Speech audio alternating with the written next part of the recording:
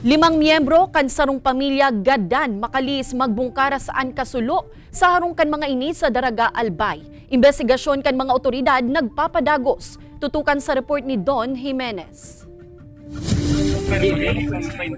Sa daipiglalao man na pagkakataon, 5 miyembro kan sarong pamilyan binawian nin buhay, makalis na masuloan sa indang harong sa Barangay Kilikaw, Daraga, Albay.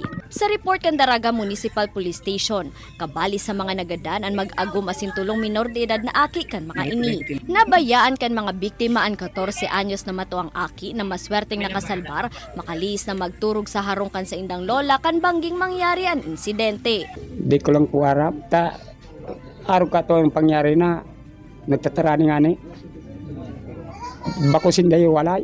Day man nali kaya maging emosyonal ni Neptuno sa nangyari. Hagad man kainian tabang para sa pagpapalubong sa mga biktima. Kami nagtitius kaya. Kaya ano na. Kaya ako nangangapotok kung makatabang lamang. Tulos man napig sa irarom sa otopsiya ang mga bangkay. Apuera kaya sa investigasyon dapit sa pinagikanan kan kalayo, daiman pigahali kan mga otoridad ang anggulo na posibleng igwang foul play sa insidente. Ongoing pa po, nag-request naman kita kay Soko, nagduman man sa Soko Kasubanggi, and then makantaksin ng autopsy.